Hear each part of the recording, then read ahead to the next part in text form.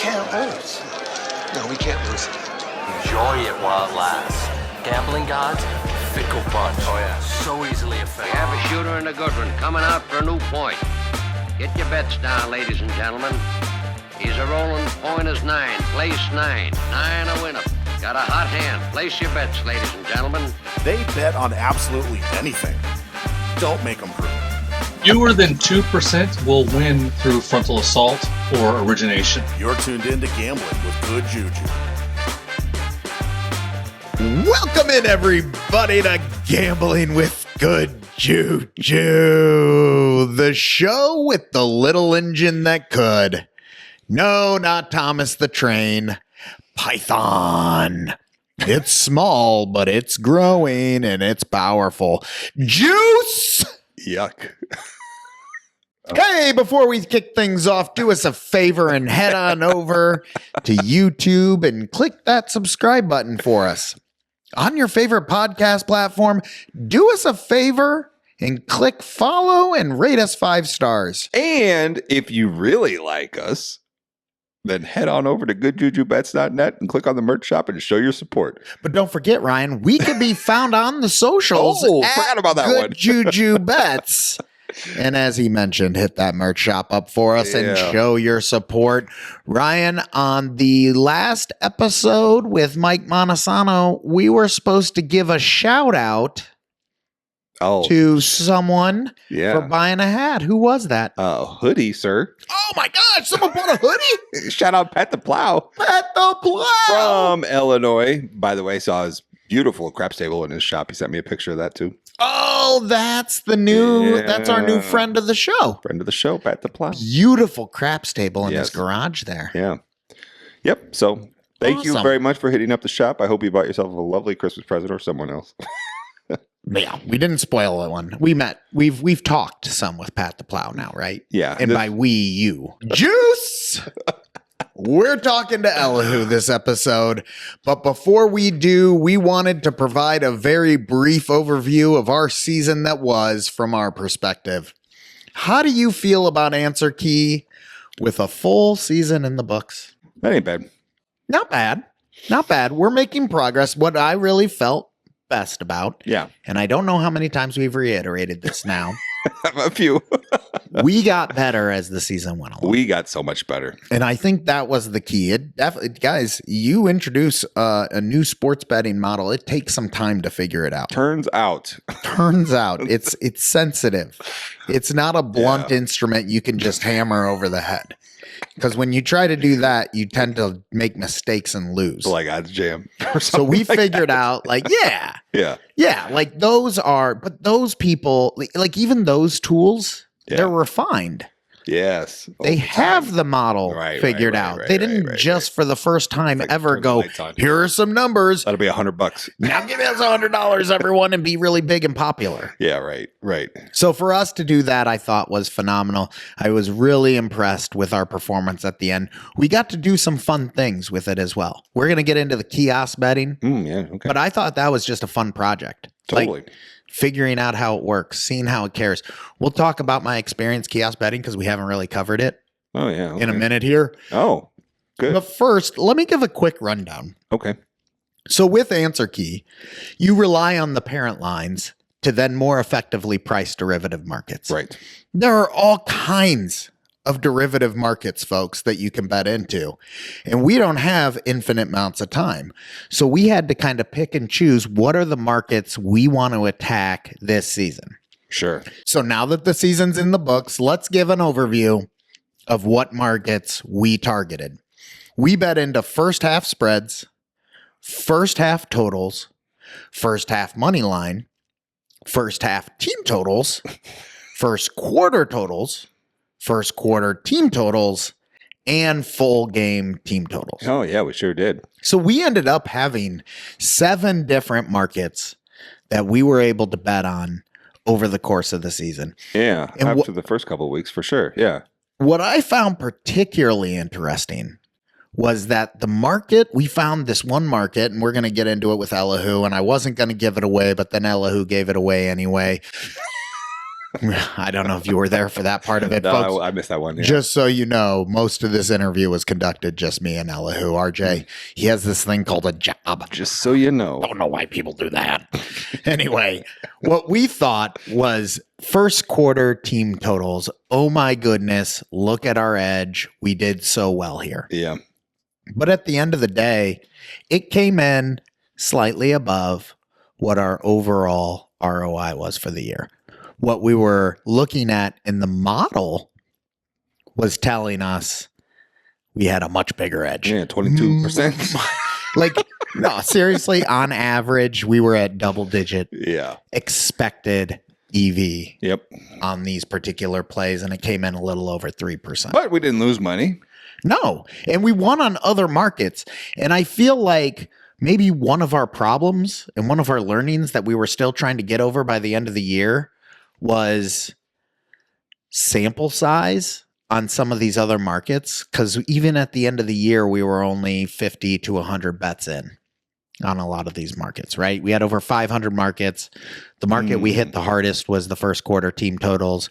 We got a pretty consistent ROI of over 3% on those. Yeah. Our overall ROI came in a little over 2%, but we had other markets that were also doing well. And without getting into the details of all of them, because the sample size wasn't that large, I'm still not sure today that we don't have the same edge on those markets that we had on the first quarter team totals. Oh, interesting. That's what you're You saying. know, so as we move into the offseason, I think one of the keys before next college football season is dig in that data a little bit more, see which ones we want to attack, and come up with a more formulated plan heading into next season. I think we'll be able to really increase the ROI. And not to mention, see who lets us bet on what by then. Well, yes, but keep in mind, we do have.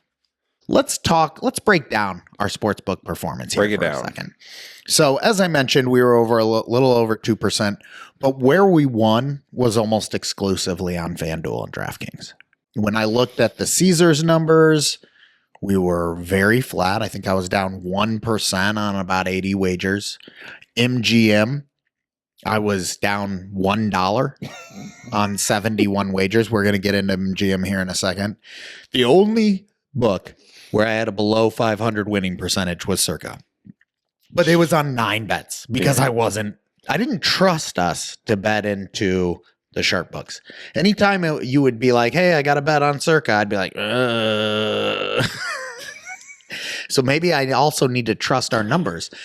You'll see from our conversation with Elihu here. Yeah. He's not worried about that. Okay. Why are we so worried about it? So while we were up, we did take some hits. You'd already taken the hits on these books, and that was kind of the problem throughout the course of the year. You didn't have MGM or DK as an out to begin with. Right. But for me to get cut off from MGM after 70 bets, not making money and losing, they were giving me like $50, 20% boosts on any wager early on as a result of this. Like I was getting some sweet benefits from MGM. So my account overall was growing. Spark some interest. But it wasn't growing in these markets. It was flat as day.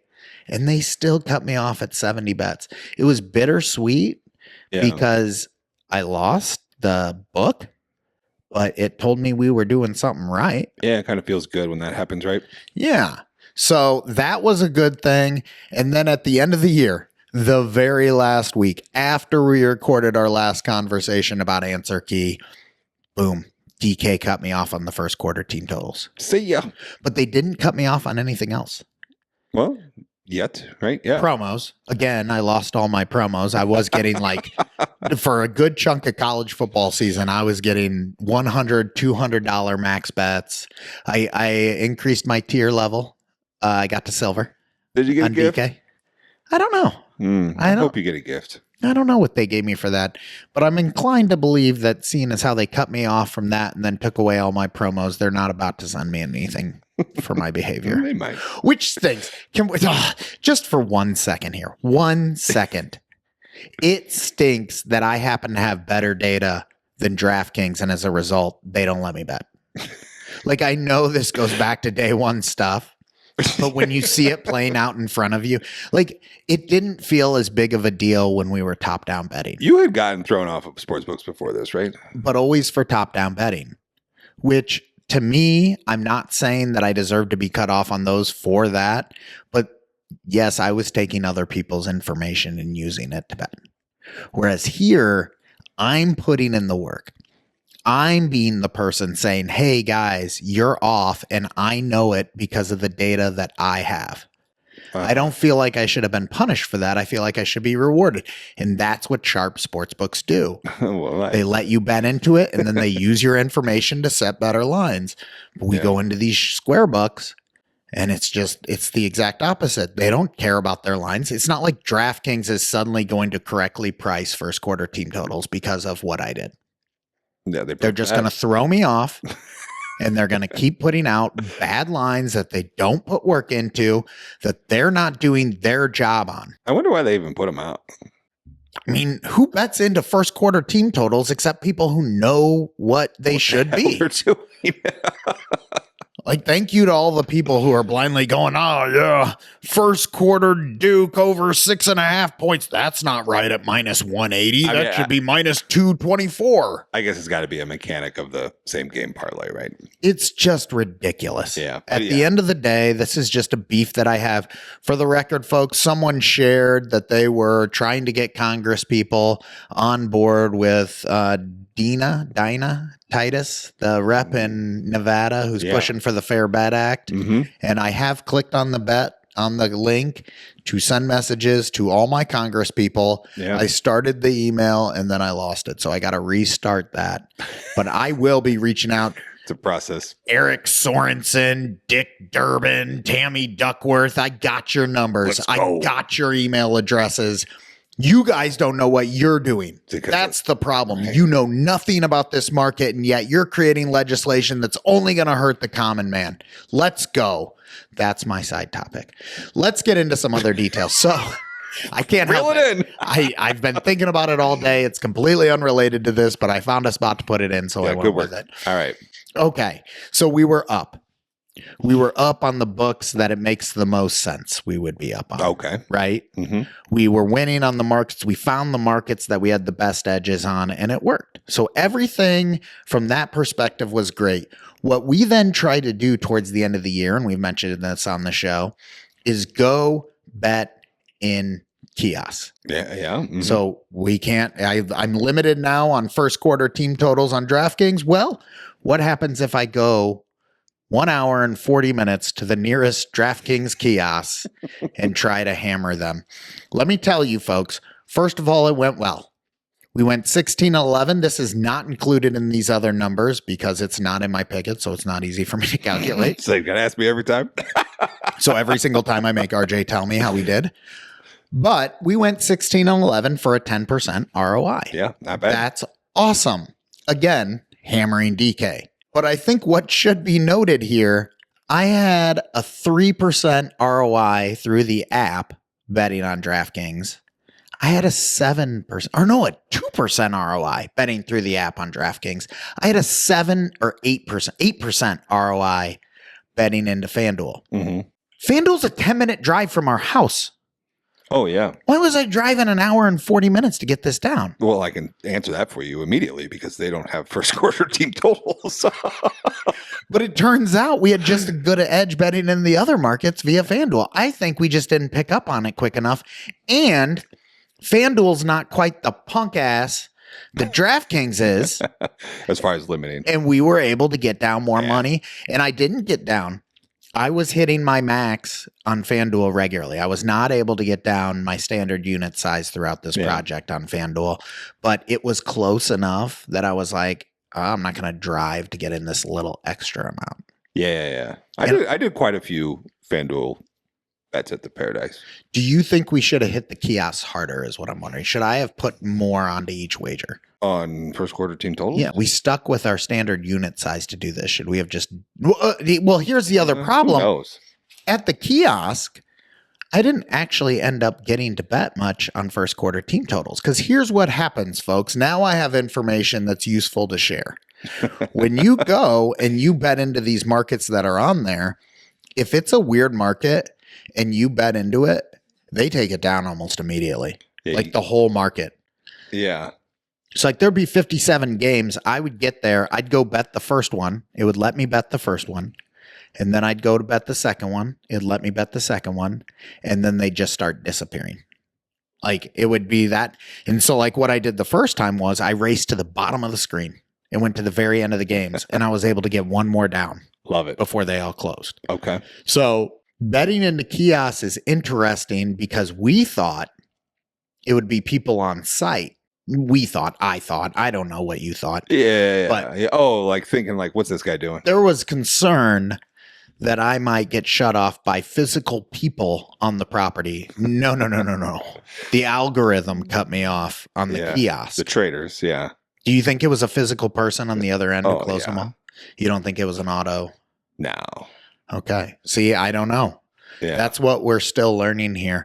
It went well, and we won mostly through betting into the standard markets on DraftKings that we had an edge on, not so much on those first quarter team totals. Yeah.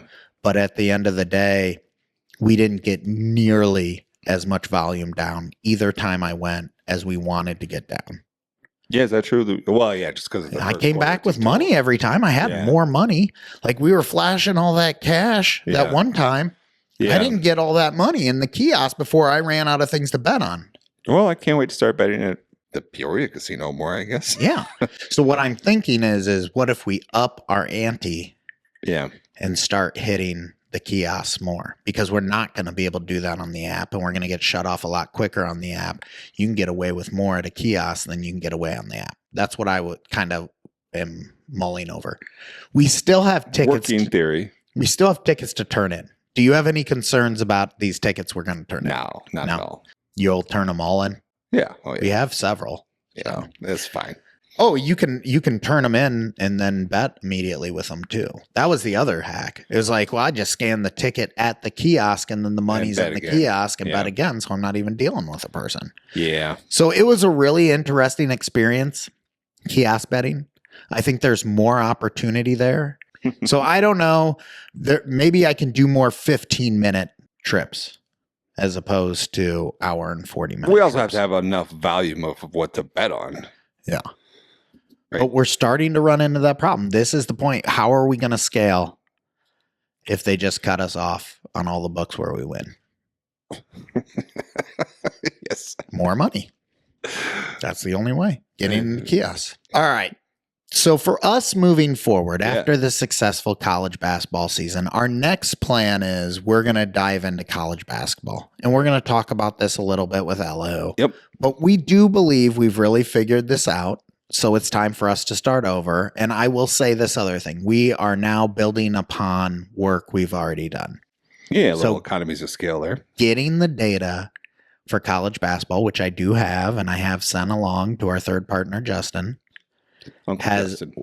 Show super fan Uncle Justin was substantially easier. It was still a good amount of work, but it wasn't 100 hours or whatever it was that I put into figuring out how to get the college football data. Well, good.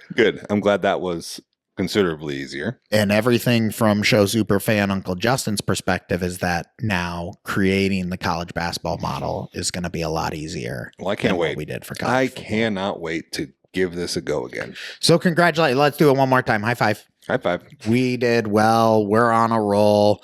And we are now going to talk to Elihu Fuestel, a chat with the man himself to discuss our process and see what learnings we can glean from him. We'll be back after that to close things out. Elihu, thank you once again for joining the show. You joined the illustrious ranks of the DGen Boost, and next week, Mike Montesano as our only 3-time guest. So take a little bit.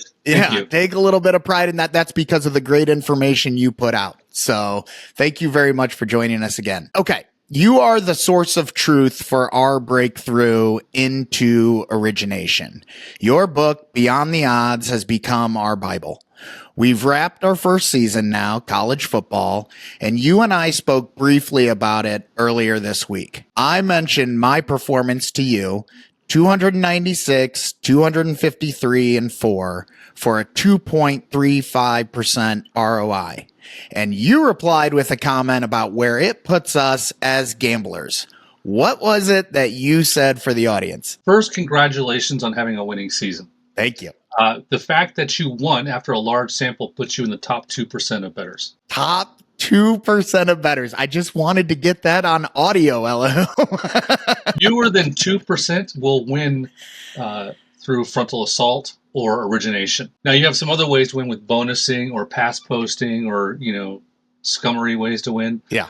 But out-mathing them, less than 2% can do that. That is fantastic. I'm happy to hear that we are in the top 2% of bettors. We were blown away by it, Elihu. We weren't. We know there's a learning curve. Every single person we've ever interviewed has said the same thing to us. When you break into origination, the first thing you generally do is lose. And then from there, you figure out how to win after that. So for the results to have come in on our end, we were over the moon. Let me ask this question. Do you have conversations with other people? How widely used is this information from your book at this point? I probably talked to maybe 6 different people who were trying to implement it. Okay. And most of them showed small profits. Okay. So we're right. But it's challenging, and there's lots of ways to screw it up. Yes. So let's get into that, because while we had a 2.35% ROI, the numbers from our model suggested that we would earn a return closer to 7-8% based on the numbers that we were betting. We spent a lot of time throughout the season debating whether we were doing something wrong or not, with an ROI coming in below that model's reporting. We do believe that there were a few areas we were improved, and our ROI in November reflected that. But is it typical for you to see returns below the model stated Always. output? 100% of the time, unless you're extremely lucky. Whether you're degenerate, whether you're creating a data and information-based model or attacking derivatives, whatever you view, in almost every case, you're going to see what you did in the past, and going forward, you're going to do worse. So when you have your projected EV from answer key plays, you see what it would have done in the past, but then you picked out what's kind of the best case. It'll always be worse than your best case. Okay, that feels good. There was one market in particular that we hit harder than every other. I'm not going to say the market. We're just go ahead. First quarter totals? Yeah, first quarter team totals. We would find go ahead. Did you have something? I can completely believe that. Okay. I mean, I don't normally bet team totals for the quarters because I can't bet much on it. Right. But the first quarter for me, for the especially totals, are the softest market. Yeah. And if you're betting first quarter team totals, I can imagine that's even better. And if you bet first quarter team totals with knowledge of which team is receiving, your ROR is probably going to hit 20%. Okay, so first of all, let me address 2 things there. One, you're absolutely correct. We were targeting DraftKings. We had one live DraftKings account, and then we started kiosk hunting. We started driving. I would drive an hour and 40 minutes and go stuff kiosks, and then I would find after I got a few bets down, they would close the market on me altogether, and all kinds of stuff happened. But it was a really fun exercise. That said, the returns for that market came in substantially lower than the other markets, meaning they came in pretty close. We were below 4% on our return for those, despite the fact that we were seeing double. I didn't even bet them unless the EV was double digits in terms of that. Yeah. Does that give you more cause when it comes? Because most of them, we'd get 3% return on 7% projected edge. This was more like 13%.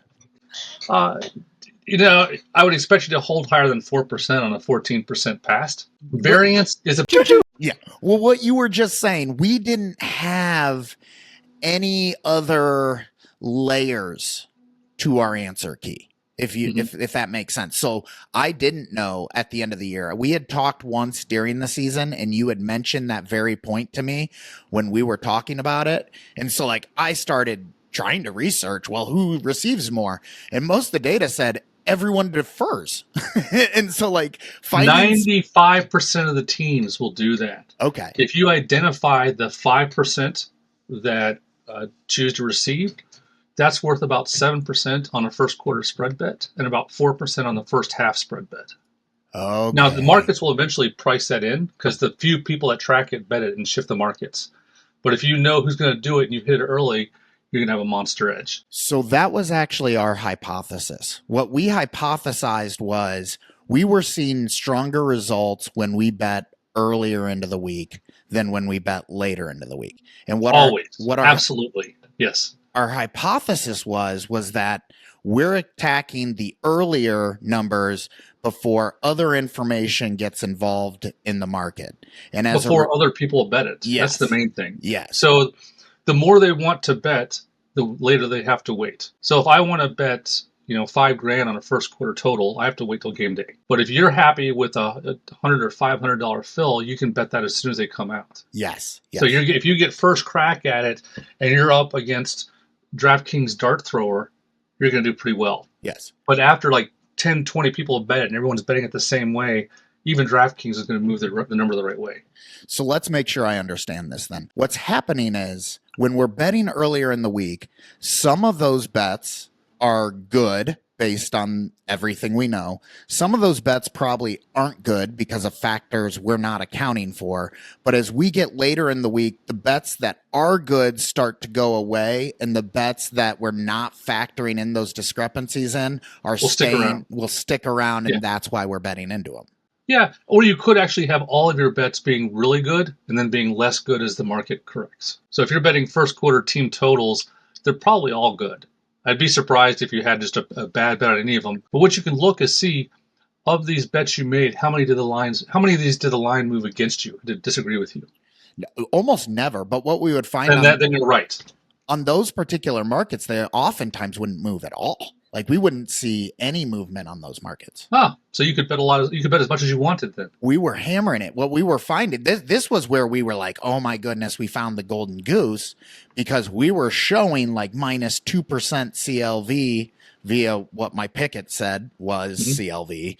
And our actual ROI, as I mentioned, was coming in closer to 4%. Wait, so you had your CLV was roughly plus 2% or minus 2%? Minus the no VIG fair odds as per calculated by Pickett. So if we were to compare it to best available, it would always come in either 0 or maybe just barely positive.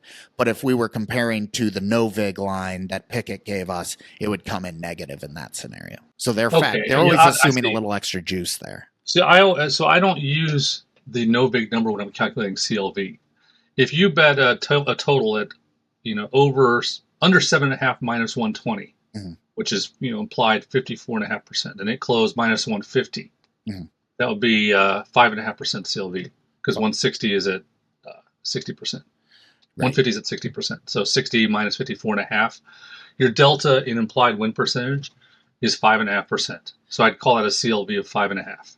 So what do you do in a scenario where you're betting into a stale book, the lines don't move after you bet it? Like let me give you a concrete example here. Let's say DraftKings is sitting minus 120 on an over 2.5, and Pinnacle's sitting at plus 100 over 3.5.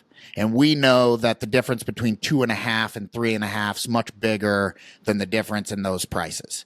Those numbers might not move until we get to close.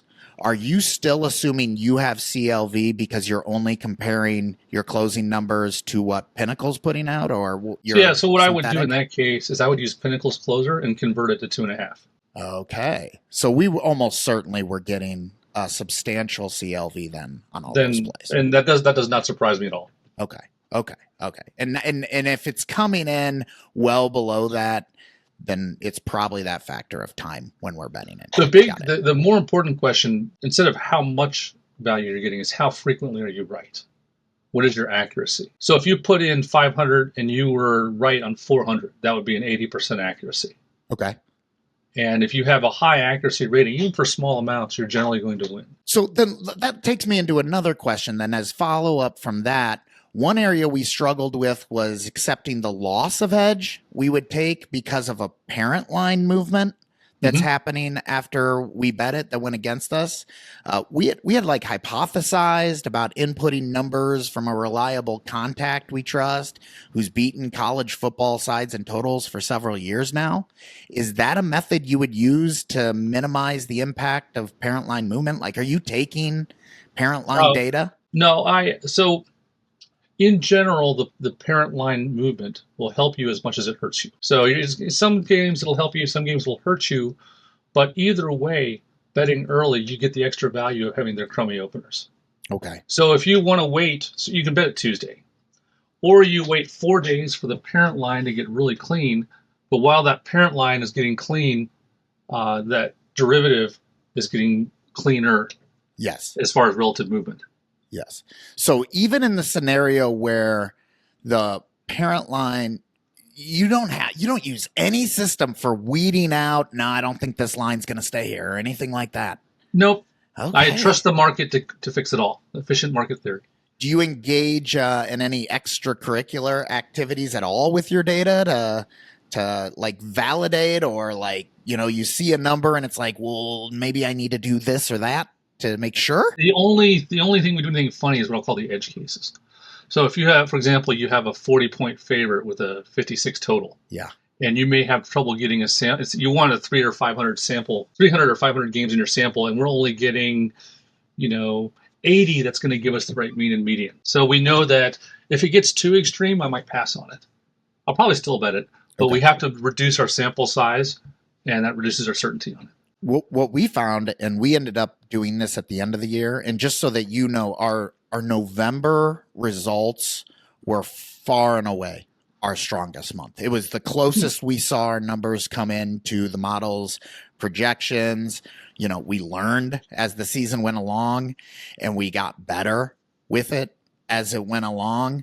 But like, even still at the end of the day, we still felt a little bit clouded in terms of our understanding of what was really driving it and why that might be different.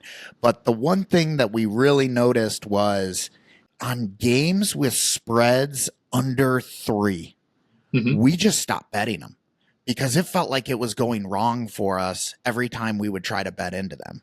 So one thing I would ask is, are you treating home favorites different from road favorites?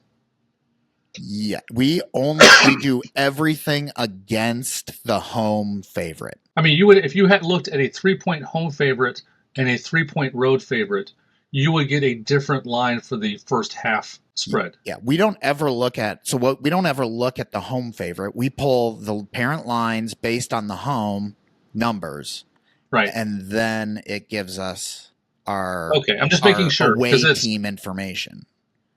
Yeah. So you would expect to have a different first half spread for the opposing team on a 3-point home favorite versus a 3-point road favorite. Isn't that the same thing? Isn't that the same game? No. So say compare a typical game, and I can give an example of this. Say you have a game where again, it's pick. That home team will be a small favorite for the first half. So if you don't align it for home and away, you're negating the home field advantage, which is mostly in the first half and the first quarter. So this is where I wish I had our third partner who built the model with me. But we do, I believe, account for that in the sense that, like, when our numbers come in, we put it in as a pick 'em, and then it's going to say if it's a 0, then the home team spread is the home team first half's always going to come in more positive for us, and the away team first half numbers are always going to come in as dogs. So I think that's already accounted. So you are correctly separating, because I would say that would be one reason I would expect the small. If you weren't doing that, you would get crappy results on the smaller spreads. Yeah. So like the data only comes in when we go in and we put in that number. It's only filtering in the home teams based on that number. It doesn't filter in any road team data or anything like that based on that number. Okay. And then we look at what the road team performance is. Okay, then it could just be bad luck. Variance. People look for reasons for things that can just be randomness. If you flip 100 coins, yes, You're going to get 55% of them like 1/6 of the time. You're going to get 60%, maybe 2% of the time. Yep. Now, if you do a 100 coin flip sample 100 times, at least a couple times, you're going to hit 60% for nothing than pure chance. Yep. So it's really easy to say, there must be a reason when it's just noise. Okay. So let's go down that path then. Can we talk about sample requirements for evaluating performance, not sample requirements for betting? We've talked, I think, in previous episodes about 500 sample, bringing it down to 250. In extreme cases, let's even see what happens if you have 100 sample.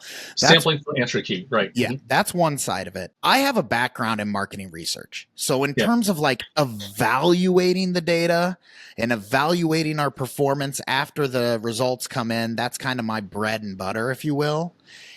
In my job, if we wanted to like profile something, we would have to have minimum, 50 sample. If we wanted to trend something, we would have to have minimum 250 sample.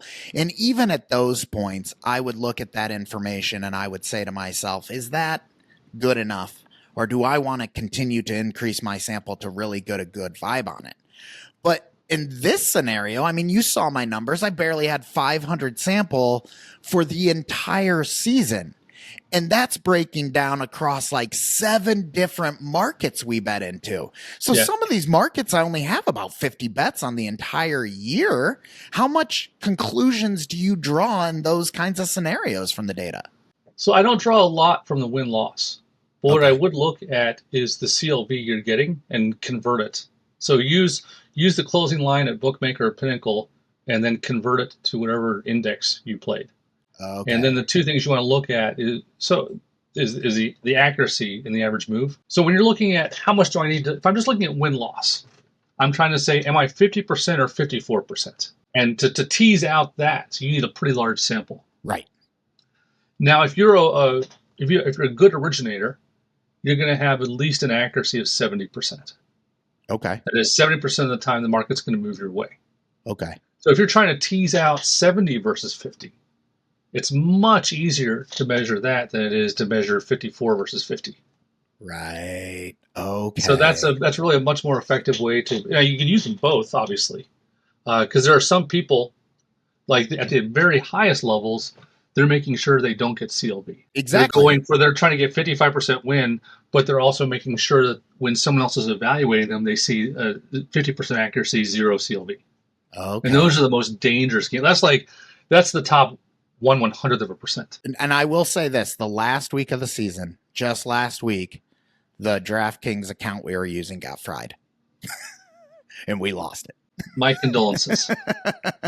It's a badge of honor as well. Yes. So if that's the first time you've been limited, it's kind of cool. It's not. It's not. It's sort of like the first time you get kicked out of a casino for playing blackjack. It's kind of cool the first time, but then we had 2 really square books available to us.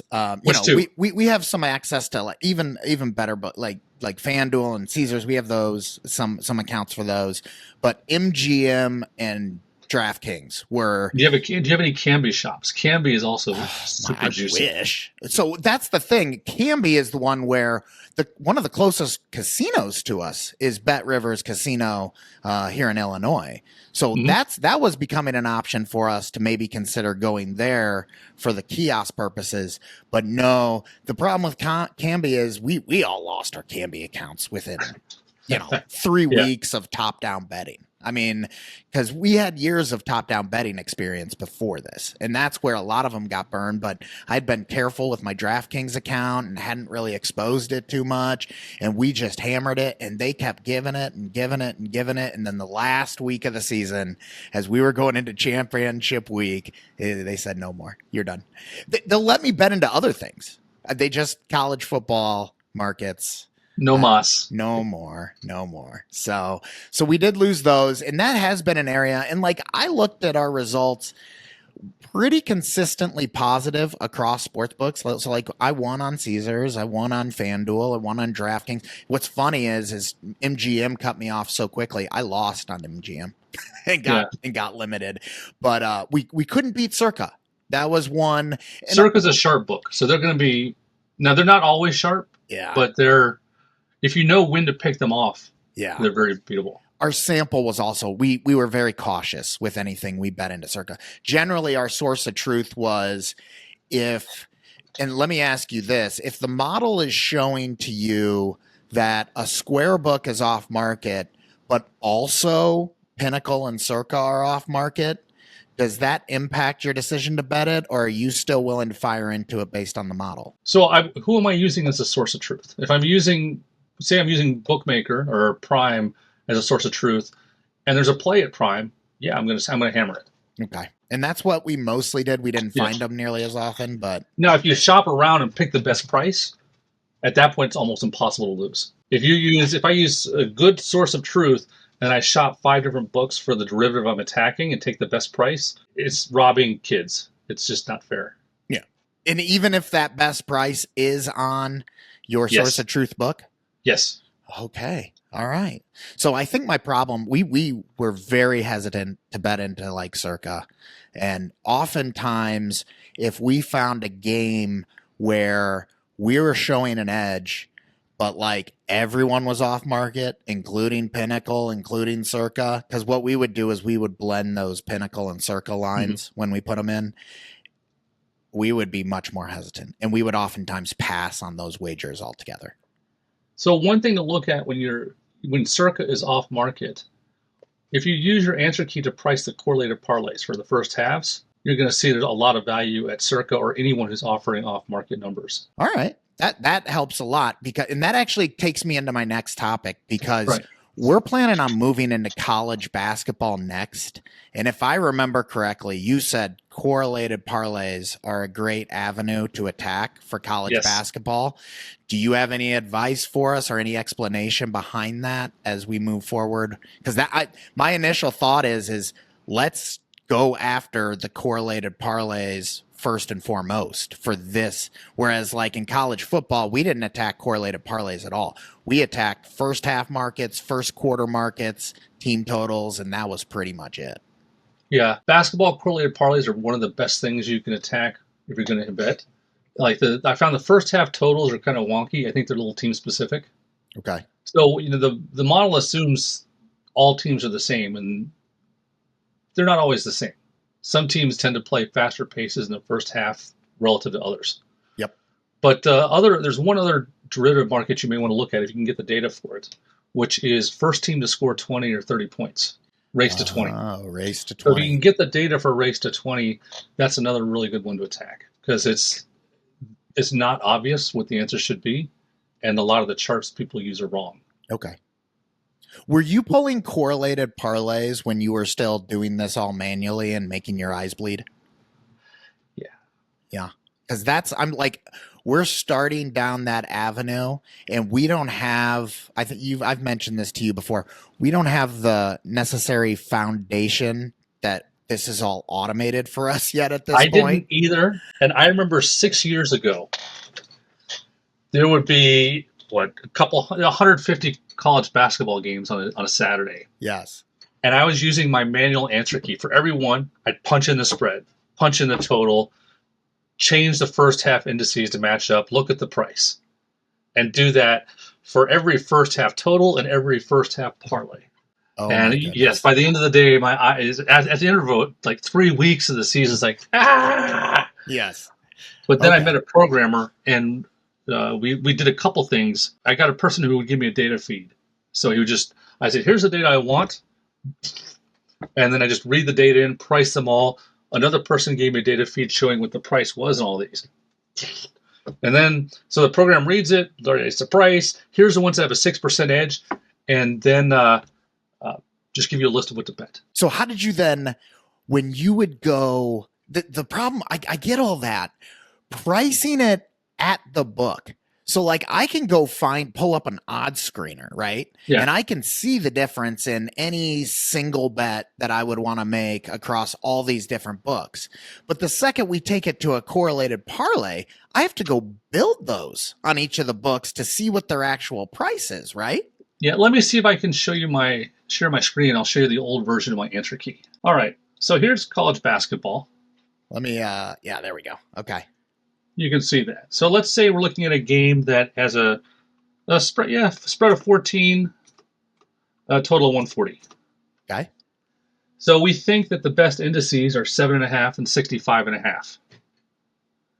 And then I price what the win probability is for each of those 4 possible correlations. Right. Now And we can have all that done automated. Easy. That's Yeah. easy. Yeah.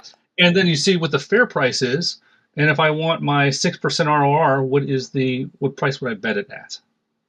So let's pretend I found there's the market has pushed us at 8. So instead of doing 7.5, they're doing 8. Mm-hmm. And they've inflated this total a little bit too. It's 66 and 65.5. There's small changes. Yep. Now the road and under looks good. So the road under is now 29.5% play. Fair price is 239, and if you're getting 260 on that, that's an easy play.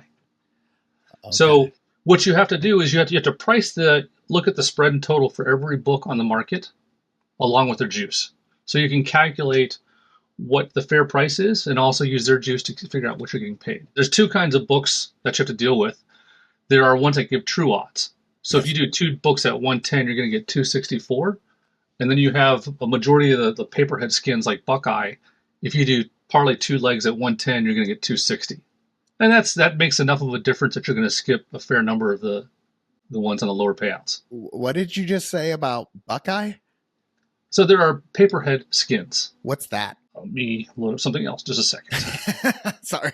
Okay, so here we have there's a bunch of different books. So we're looking at college basketball.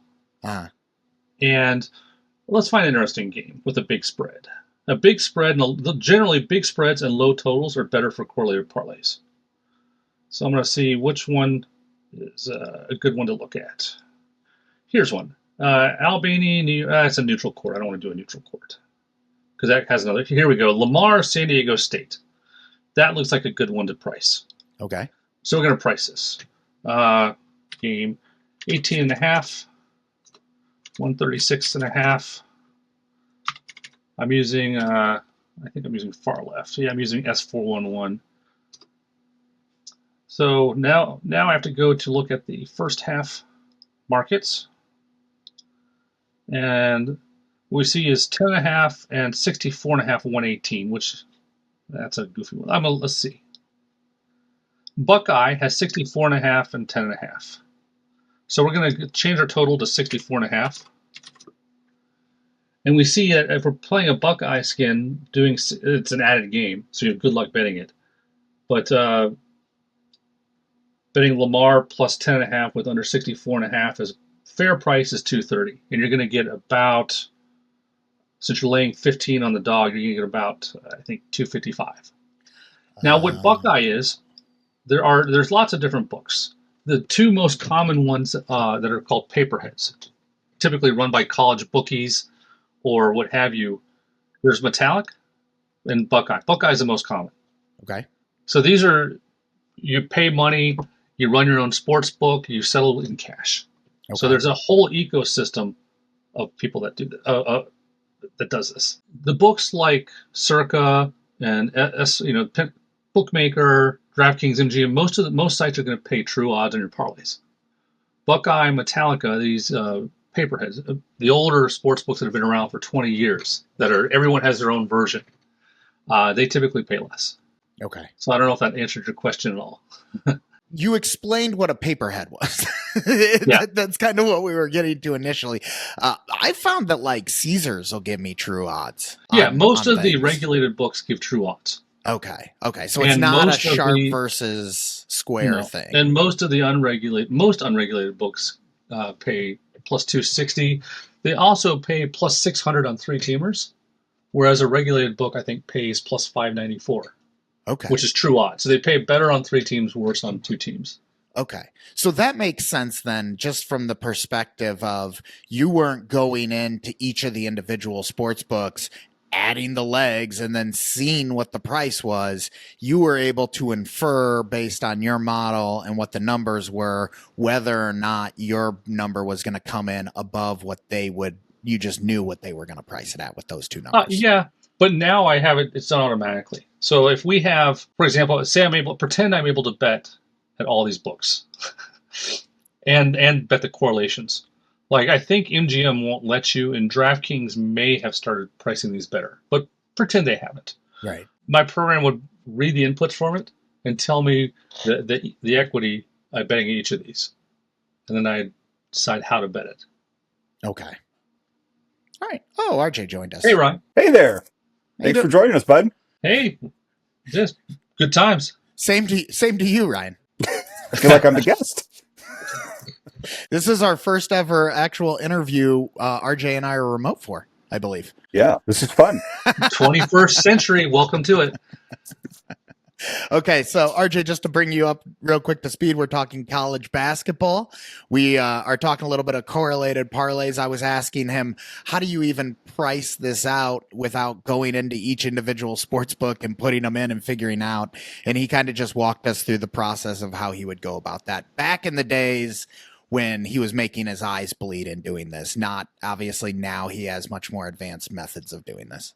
This was pre-industrialization. Right. So once you make the answer key, then you have to industrialize the answer key. So it's all automated, and you just spit out answers and print money without having your eyes bleed out. We're still partially in the eyes bleeding phase, I think. Yeah, well, it's good to go through that. You learn a lot. Yeah. So, Elihu, based on the season we just had, is there any other advice or thoughts or any input you can share based on kind of what you've heard me talking about with you? How many years of data are you using in college football? 10. Skipping. That's plenty. Skipping 2021. So that gives you about a little over 5,000 games, 6,000 games maybe. Oh, I think our sample has over 8,000 games in it. Are you using FCS? No, what is that? Oh, no, FCS. No. Everything is FBS teams. Okay, I good. thought you were dropping say, a software term on me there for a second. I would either not use it or only use it on extreme spreads. So if you have a matchup between FBS and FCS, that's okay to use when you're spreading, calculating these 40-point favorites. Although with the jumbo favorites, it matters as much what the coach wants to cover. So I don't generally on spreads more than 30, I'm less likely to play the derivatives. Okay. So we actually, our model is set up so that it inputted in our log, it inputted whether it was an FBS or an FCS team. And then the requirement was there must be at least one FBS team in the matchup in order for it to make our sample. Okay. Would you use an FBS FCS matchup for a pure FBS matchup? We would. Is that bad? I wouldn't. You wouldn't. Okay. Because those games are more volatile than when you have just FBS. Okay. RJ, am I correct there that we were using, as long as there was one FBS team, I'm pretty sure we were using it. I believe that is the case. And we were not changing our sample at any process while we were analyzing individual games. And I'm pretty sure the logic we set in place at the beginning was as long as there was one team, we were using it in the pool of data. And I think part of that was to get our sample up as well. So, yeah. But if it's bad sample, we shouldn't use it. So yeah, I would rather go back. I'd rather take 20 years of college football and exclude all the FCS. Okay. The other thing you have to think is sometimes you have neutral games, especially during bowl games. So when again, the home field impact is most important in the first quarter and the first half. But what happens if there's no home field? So the way I normally handle that is I run it once each way. I run it, for team 1 is a home, team 2 is the home, and take an average of it. Yeah, we were more cautious. Yeah, and if you don't do that, you're going to overvalue the bottom team, or the team designated as home, and make a lot of bad bets. Yeah. In fact, RJ, I just realized this conference championship week, some of those games were played on neutral site fields, and we did not consider that at all. We just took whoever the home team was and used those numbers. Well, so you learn. We're learning. There you go. You're going to add 1% next year just on evaluating neutral fields correctly. I think I've picked up 2% worth of an edge just in the course of this conversation today. So, well, that's productive then. It is. Just so you know, RJ, Elihu shared his spot on screen and walked through some stuff with us. And I was thinking, okay, I get this, but boy, Justin is really going to get this. Oh, fantastic. Great information. Okay, we're going to wrap up here, Elihu. Anything else you can share as we head into college basketball modeling that we might want to consider outside of targeting the correlated parlays and things we've discussed? Same thing for neutral fields. There's a lot of neutral tournaments. Okay. So when you're dealing with a neutral game, I would run it both ways. Make sure your data feed has a way to tell you when it's a neutral game. So you could either exclude it and say just skip it, or go through an auto. What you really want to do is automate a way to price it correctly. Okay. We will probably start with the skipping it, right, RJ? That sounds like us. And then as we figure things out, we will probably get more into how do we keep building this out. Because even right now, like Elihu, it's a little overwhelming. So like this entire football season was such a learning experience for us, and we saw how we got better as we went along, but we didn't know early on what our errors were going to be. So it was really helpful to us to kind of just be cautious. That was kind of our first point, was be cautious. So another thing to consider, I don't know how many outs you have, but the more places you can bet, the easier it is going to be to win. I mean, if you're betting 110 both sides, it's pretty hard to win on any market. But if you have a 105 here and a 105 there, and the house edge has basically just been halved if you can shop, you're adding 2.25 to your ROR. So that's how you go from 3 to 5. So I would consider not just the regulated books, but I would consider the reliable offshores. So I wouldn't bet any of them, but ask around who the places are that are safe to play at. And that's going to really help you long term. We were starting to have that conversation. At least I was. I don't remember if I had it with RJ or in my own head, but I had definitely started considering what do we do to kind of get more access to more books. So that's great. All right. Yeah. Last question for you, Elihu. Do you have any questions for us? We did just take your book and actualize it. That's awesome. How much money did you make? I will say this: I made 4 figures, well into 4 figures. We were betting to win $100. And how happy were you about it? I was thrilled because, I mean, look, my wife and I, after I put all this into it, I went to her and I said, let's see this opportunity separate from other things. So I invested $10K into the project at the start of the season, and I was sitting at over $12K at the end of the season. That's an over 20% return. And for me, I kept highlighting for RJ and for her, well, this will continue to compound from here. So it's 12,000 today, but then, that 12,000 can become 16,000 in the next season. That 16 then becomes 24, and then it starts spiraling quicker and quicker and quicker. When you're able to do it all year round, so you can pretty much attack all sports on the easier stuff, and you have a lot of outs, it's pretty easy to double your money every year for the first 100,000. Once you get over a couple 100,000, it gets much harder to scoop the easy stuff. Yeah. And I see this all the time on the internet, where this is such a common lack of understanding from individuals who don't sports bet. But when you tell an individual, yes, I had a 2.35% ROI, their immediate thing is, well, you could beat that with treasury bonds or whatever. And then I explain, your compounding period is a week, not a year. Exactly. And when you compound 2% a week, that's a hell of a lot more than 100%. It becomes 20% in 2 months, 3 months. So that was what's so amazing. I could not have found a 20% edge in the stock market over the course of 2.5 months. Maybe other people can. I couldn't. Now, when you first start, your hourly rate is probably not very good. When you look at how much time you spent versus your return. But you're building up a foundation. And as you build a foundation and as you add capital, it becomes better and better until it gets to the point like, why do I bother working for a job? I am hoping to reach that point soon, Elihu. Not soon, but we'll get there eventually. Well, just take your time. And anyone who's thinking about quitting their job, I generally say don't do it until you can say how much you're not making by working. Yep. Who was it? The No Laying Up podcast. If you like golf, they had a podcast that has been going on for a long time, and they did that while working their full-time jobs. They said until it forced the issue where they didn't have a choice but to quit for this opportunity. And that's the way we kind of view it as well. So I'm excited. Awesome. All right, Elihu, thank you so much for joining us.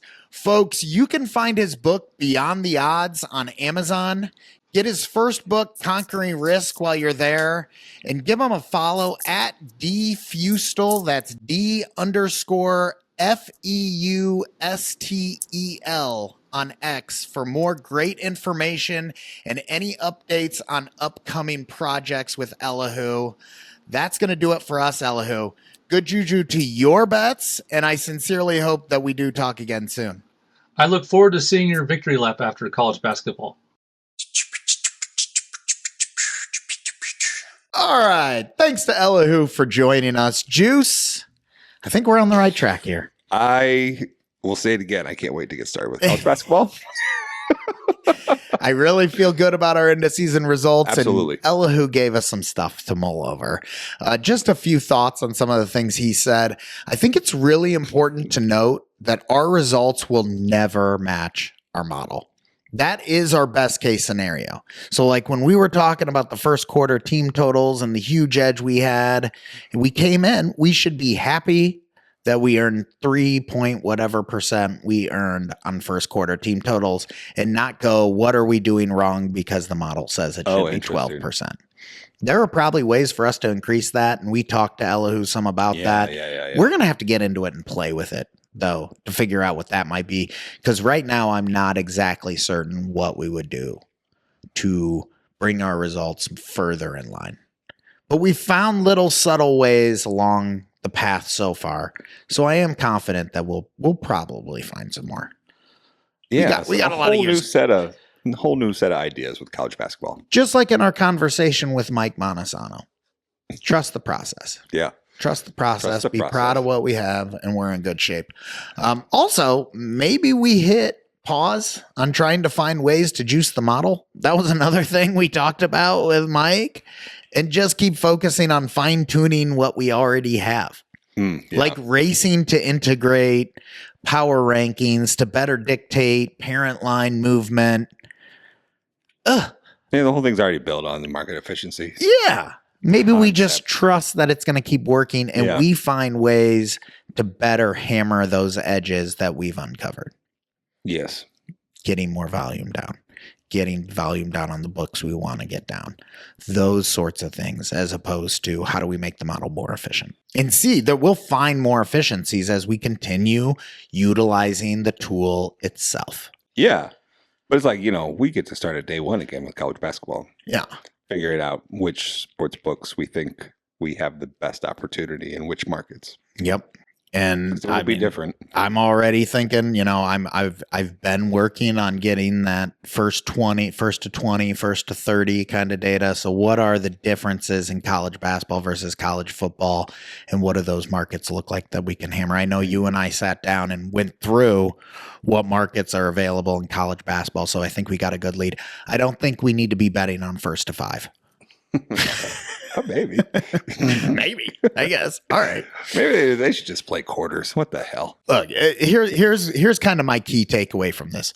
We have just learned how to crawl. Mm-hmm. Maybe we learn how to walk before we start trying to learn how to run by incorporating other data. Yeah. If we were to give this a year of all the seasons, I think next summer, as we go into college football and prepare for that, would be a good time for us to play around with it. Definitely. And see what's going on. But for college basketball, we need to start over. We need to be blank slates, and we need to assume the same things we assumed for this. This is going to be fun, buddy. Season. This is going to be fun. Yeah, I agree. The last thing that I'll note based on that conversation, we're all about community here on this show, right? There are other people out there doing what we're doing with his model right now. Maybe our goal for this moving forward is to hunt them down and see what learnings they've accumulated as well. Right. So hit us up. Yeah. Folks, if you or anyone you know has done what we have done with Elihu's book, hit us up. We want to talk to you. Anything else? I'm happy. I'm proud. I am so happy. I am so happy that you've wrangled this college basketball data and we're going to proceed here. It's not gone well since college football ended because now I have a bankroll to support larger wager sizes and I'm trying to find other edges to explore the way we have in the past, and it has been a rough. I tell you what, the R&D is no joke. I know. My entire year was R&D. Especially when we don't know what the R&D is. Yeah. In particular. So I think that we're on the right track, and I think at the end of the day, we need to just put our heads down, have patience, and keep building. Yep. I like it. All right, that's going to do it for us this week. Thanks again to Elihu for, well, a lot, but especially for writing a book. But especially for joining us once again to discuss Answer Key and providing further guidance. Good juju to your bets, and we'll be back next season to celebrate 100 episodes and get going on our season 4 goals. Scale town. They need a little graphic like of a scale with a little town on it. High five. We're out.